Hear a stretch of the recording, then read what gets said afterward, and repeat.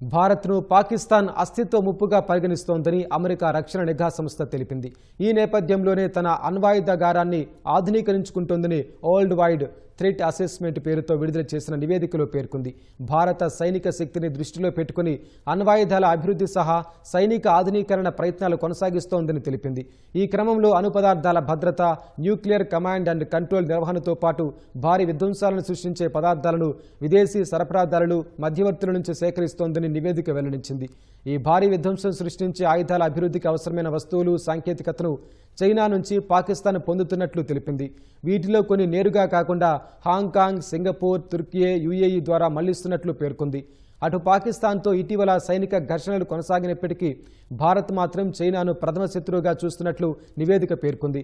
2020లో గల్వాన్లో జరిగిన హింసాత్మక ఘర్షణల తర్వాత ప్రస్తుతం ఇరు దేశాల మధ్య ఉద్రిక్తతలు తగ్గినప్పటికీ దీర్ఘకాలంగా కొనసాగుతున్న సరిహద్దు వివాదం మాత్రం అపరిష్కృతంగానే ఉందని తెలిపింది.